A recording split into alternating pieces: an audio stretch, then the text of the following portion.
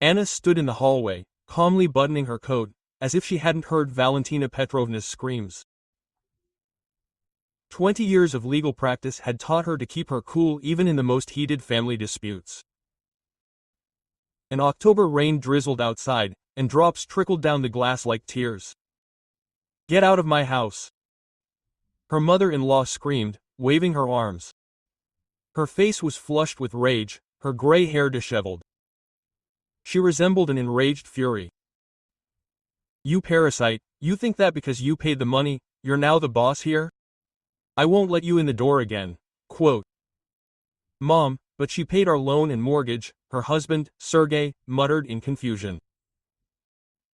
He stood in the middle of the spacious living room, looking from his wife to his mother, his hands nervously fiddling with the hem of his shirt. There was something pathetic and childish about the man, a 40-year-old who had never learned to make his own decisions. Quote. "He's on her payroll, so let him pay," Valentina Petrovna laughed maliciously. Her laughter was like a crow's cawing. Quote. "Now let him get out of here with his rags. We'll live without her, and even better." Anna silently picked up her leather bag. It contained the documents she'd been preparing for the past 6 months, meticulously checking every line, every stamp. Just yesterday, she doubted whether to follow through, but today's scandal had put everything in its place. Her patience had run out. Valentina Petrovna had always despised her daughter-in-law, considering her unworthy of her precious son, even though Anna had been supporting the entire family for the past few years. Her mother-in-law had been unemployed for 10 years, citing sore legs and high blood pressure. But she still managed to go to the neighbors every day to gossip, to church services, and to the grocery store for delicacies. Her feeble legs easily withstood hours-long walks through shopping centers searching for the latest sales. Quote, "Do you think I don't know how you look at me?" The old woman continued to scream, jabbing at the bathtub with a crooked finger. "You think I'm a burden? You want me to die quickly, but I'm the boss here. Remember this, firmly. This is my apartment. I got it from the state before your earring was born." Sergei hung his head guiltily, like a guilty schoolboy. Anna had studied her husband's character well over 15 years of marriage. Weak-willed, dependent on his mother's opinion, he never stood up for his wife. For him, his mother had always been a sacred cow, whom he could not criticize even in his thoughts. When he was fired from his last job 3 years ago for systematic drunkenness and absenteeism, it was Anna who took on all the family's financial responsibilities. Quote, "Do you remember how you greeted me?" Anna asked calmly, adjusting the strap of her bag.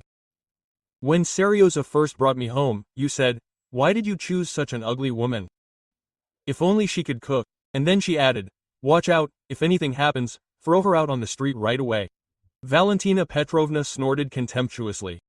"And what, wasn't she right? You can't call you a beauty. That's true. And you don't really know how to cook. You steal everything from the store." "I cooked every day after a 12-hour workday," Anna said quietly. "I washed, cleaned, bought groceries, and on weekends I took you to the dacha so you could relax in the fresh air. I worked 3 jobs so that there was enough money for your medicine and whims. A wife's duty. Cut off your mother-in-law, got married and let her support her husband and respect her mother-in-law." "I'm leaving," Anna said, heading for the door. "But first, I'll explain something to you. I think the information will be useful." Quote. "No need to explain anything," the mother-in-law moved in. "Get out of here and leave the keys. They are mine." Quote. "Valentina Petrovna, I strongly recommend you listen." Anna's voice took on the steely tones she usually reserved for particularly difficult court hearings. "This concerns your immediate future and financial well-being." Something in her tone, professional and cold, made even his mother-in-law fall silent. Sergei raised his head warily, as if sensing something was wrong. Anna took a thick folder of documents out of her bag. The papers were neatly arranged in files, numbered and stapled. Let's start with the most interesting part. The loans that I supposedly paid for you for the last 3 years are not registered in my name at all. Sergey, I hope you remember how you signed the papers at the bank. Then you said that it was a simple refinancing of Mom's old loan on more favorable terms. Sergey frowned, straining his memory. Well, yes, I signed them. There were a bunch of papers. You yourself said that it would be better for everyone. What's so special about that? And that, dear husband, you have become the principal borrower on a loan of 2 million rubles. Anna opened the first file and pulled out a document with bank seals. And your mother automatically became a co-borrower and guarantor. According to Russian law, a co-borrower is jointly and severally liable for all obligations. Quote. Valentina Petrovna snatched the papers with shaking hands. Her glasses had slipped down her nose, and she squinted, reading the fine print of the agreement.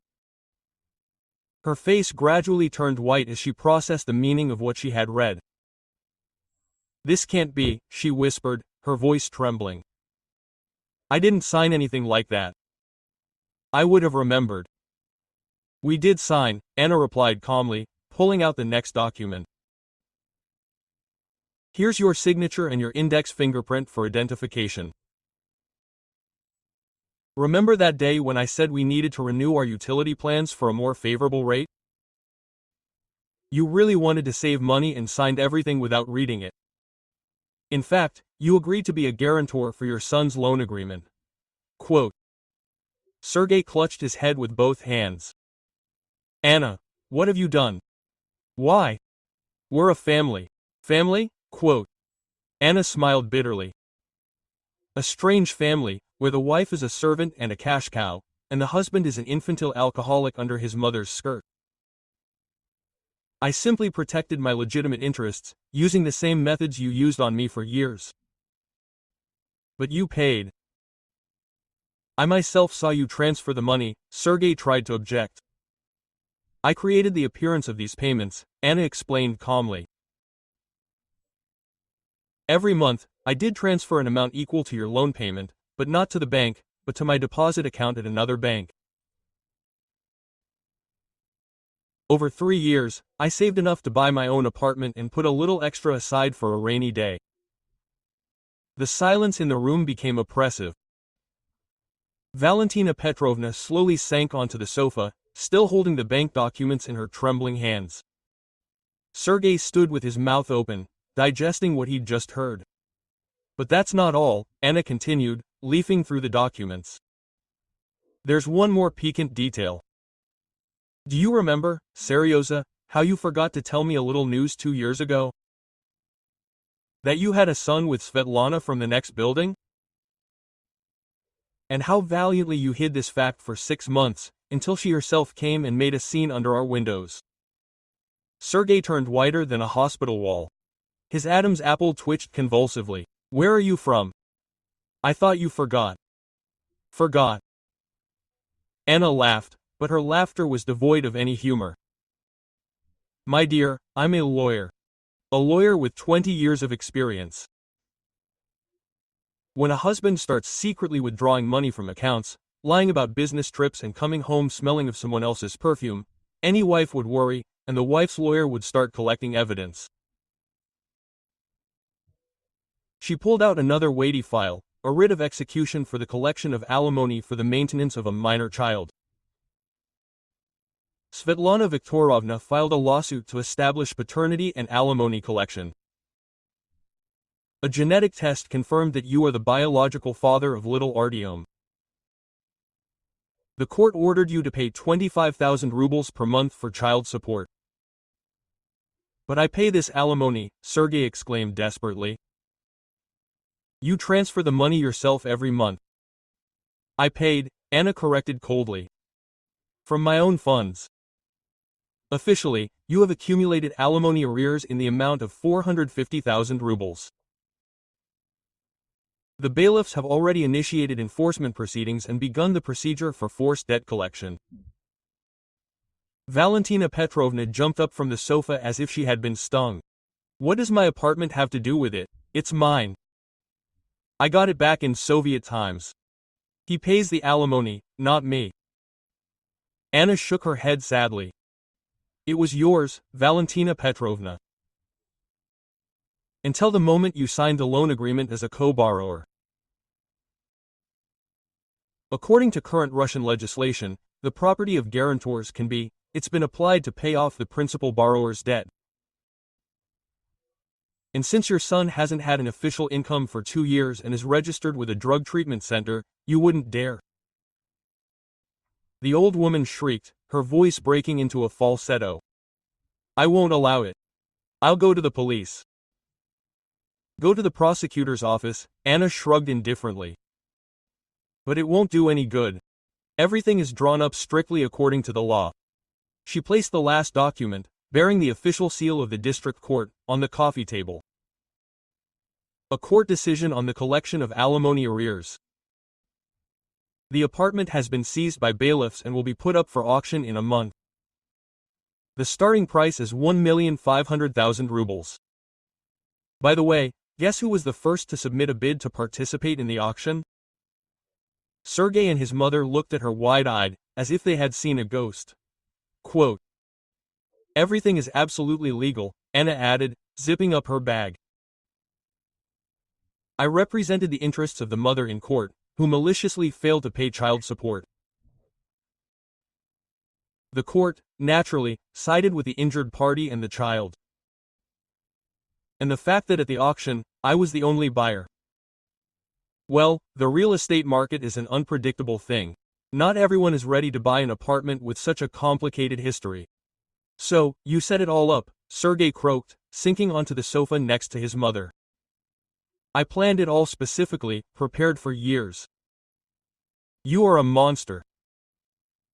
I'm just tired of being a doormat, Anna replied. For 15 years I supported this family, endured daily insults and humiliation, worked several jobs so that you could live in comfort, bought you medicine, food, clothes, took you to resorts and sanatoriums, and in return I received only contempt, rudeness and deception. You taught me this yourself. She picked up her bag and slowly headed toward the hallway. She turned around at the threshold. Quote, however, you still have a chance, she said, as if remembering something. The loan can be repaid early. 2 million rubles of principal plus interest and penalties. That's about 2.5 million. If you find that amount, the apartment will remain yours. You have exactly 1 month before the auction. Where did we get that kind of money? Valentina Petrovna groaned, tears streaming down her cheeks. We're poor, we have nothing. Strange, Anna chuckled. And the gold jewelry in your jewelry box? The payoff is in the Moscow region, which you so carefully hide from the tax office, and bank deposits totaling 300,000 rubles. I know all that too. A professional habit of checking the family's financial status. Quote. The old woman gasped and clutched her heart. By the way, a bailiff will be coming tomorrow to inventory your property, Anna added, putting on her coat. I recommend you prepare and gather all the documents. I also advise finding a good lawyer, although I doubt anyone will take on a hopeless case. Quote. She left the apartment to the sound of her mother-in-law's hysterical sobs and her husband's curses. On the landing, Anna stopped and took a deep breath. For the first time in years, the air felt fresh and clean. A month later, the auction took place. Anna was indeed the only bidder and bought the apartment for the starting price. By then, her ex-husband and mother-in-law had moved to a one-room apartment on the outskirts of the city. This was all they had left after selling Valentina Petrovna's gold jewelry and the old dacha. Anna felt no gloating or remorse. She simply restored justice, using the same laws she had studied for 20 years. Her new apartment was bright and spacious, and no one yelled at her anymore, demanded dinner, or called her a freeloader. Sometimes she saw Sergei in the store or on the street.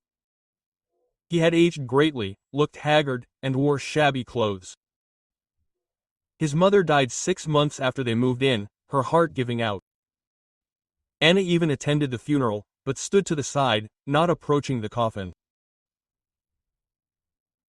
Valentina Petrovna got what she deserved for her greed and cruelty, and Anna set up a small office in her new apartment where she received clients. She specialized in family matters and always helped women in difficult situations. Life had taught her that sometimes justice must be sought for oneself, not for others to bestow it upon her. Thank you for listening to the end. If you found this story interesting, subscribe to the channel and like it so you don't miss new videos.